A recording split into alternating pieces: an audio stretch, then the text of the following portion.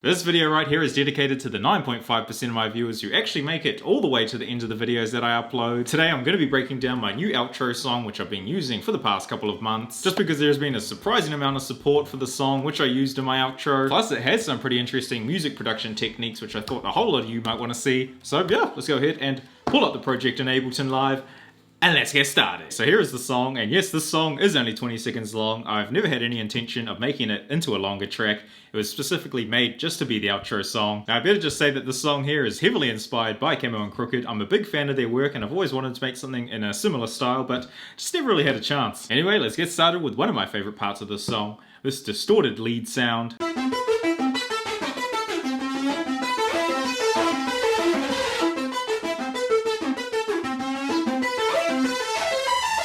So this sound here is a huge reason as to why I wanted to show this project off, and I think it's a good way to show my entire thought process behind this outro song. So my main goal was to make something cool, but not too cool, because I didn't really want it to take away from the impact of whatever beat I made in the video that the outro was playing in. This is why the project only has a couple of instruments instead of stacking 30 synths on top of each other. I really just wanted to keep it simple. So I wanted to make something that was super simple and had minimal instruments, but I also didn't want them to sound boring. So that is why I've used a whole lot of automation on these instruments. I think it just helps everything sound a bit more dynamic without adding in anything extra. Actually, what I'm going to do is I'm just going to remove all of these effects so you can hear how basic it really is.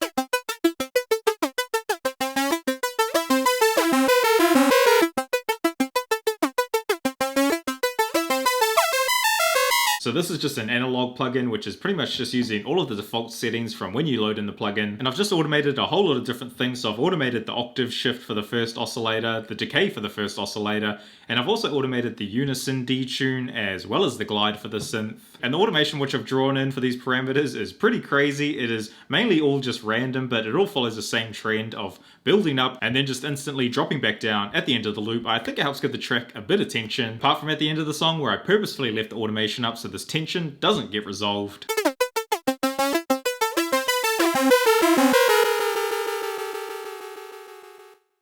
Now before I move on, I'll just quickly play the lead without any automation.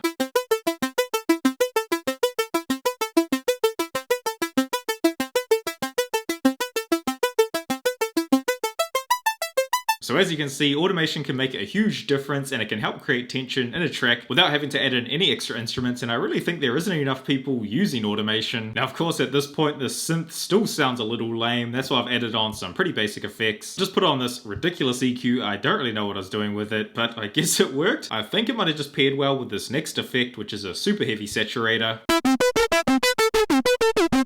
Now that all sounds a bit harsh, so that's why I've added in the super wet reverb.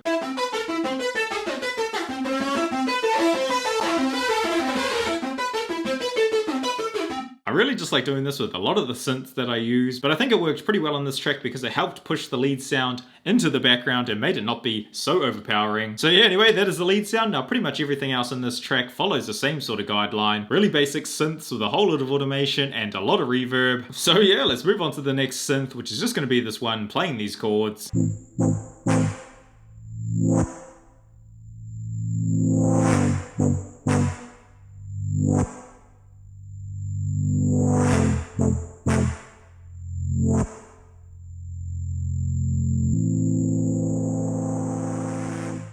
Now for these chords I'm using an operator, and I've literally just changed the first oscillator to a saw wave, and then the second oscillator has been changed to white noise, and then I've just automated this low pass filter. So like I said, super simple stuff. Even the chords themselves are really simple, they're just playing a basic chord progression, nothing complex at all. Now I think the filter automation definitely helps make the synth a little less boring, so I've just made it punchy with these spikes here, but then I've also got a really slow build which goes back into the punchy section. This once again goes back to all of the tension stuff which I mentioned earlier. Now the last thing which I've done to this synth is I've just added on a couple of effects. So we've got a reverb, some EQ to take out the bass, but most importantly I've put on this erosion which helps roughen everything up. I've also layered these chords up with this track, Chords FX.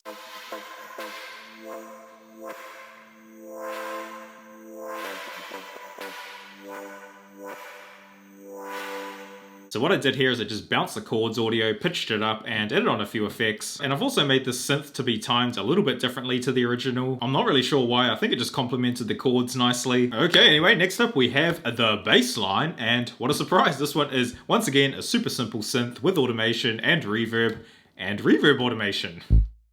So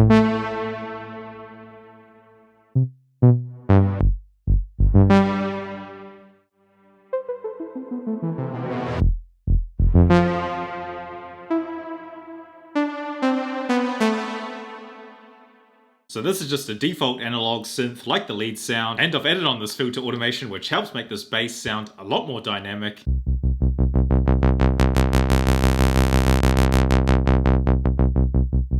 It almost sounds like it's being played by two completely separate instruments. I mean, it easily could have been, but like I said earlier in the video, I was just trying to keep things minimal and simple, so there we go, one single instrument. Now this filter here is not the only automation, I've also automated the reverb as well. So whenever there is a low stabby note playing, I have the reverb set as dry, but whenever these higher notes are playing, I've made it so the reverb is really wet. Kind of gives it the impression that this is a synth and a bass rather than a single sound. But then the coolest part about this reverb is these sections here where it transitions between dry and wet. Between dry and wet. I think this is actually my favourite thing about this whole song, and I think it helps tie together with all of the other instruments really well. So that is pretty much it for the synthesizers. Even though there is only 3 different synths playing ridiculously simple patterns, I think the use of automation and effects really helped turn it into something else. Now that leads us into the last section of the song, which is the percussion. Now when I first made this song, it originally had your usual kick and snare samples arranged into a drum and bass pattern, but after I tried using it as an actual outro for a video, I think it just sounded odd. It just seemed weird having a video end on something heavy, and it also felt weird having these drums come in for only 15 seconds. So instead I decided to get rid of the drum samples and use just my hands. So I just recorded in a few different tracks of me clapping and snapping. And then I've just layered these sounds up with this light switch and side stick sample from some Foley pack on Splice. And I've just got this operator here playing white noise, and it pretty much just acts as a hi-hat. I guess you could also class this sample here as percussion too, so I've just taken this vinyl sample and I've just looped it to give it a little bit of a rhythm.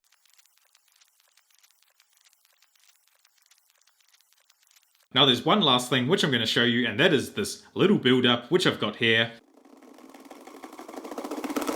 So you might be thinking that I just pulled in some builder sample or something like that, but it was actually made by hitting my desk and putting some delays on. So I've set it up for 2 channels, one for the left, one for the right, and I've set each channel to have different delay timings, so this helps it sound a lot crazier than it actually is. And then I've just automated the delay time, and yeah, I think that's pretty much it. So when you put all of these elements together, you get a 20-second song.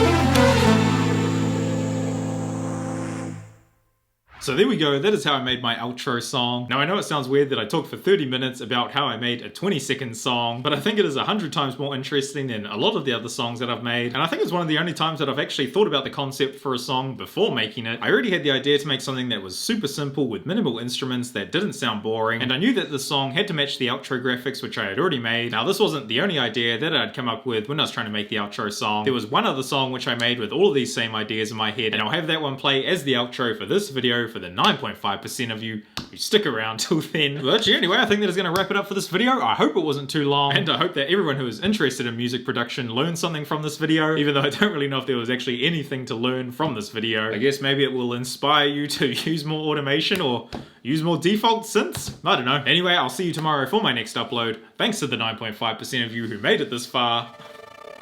Bye.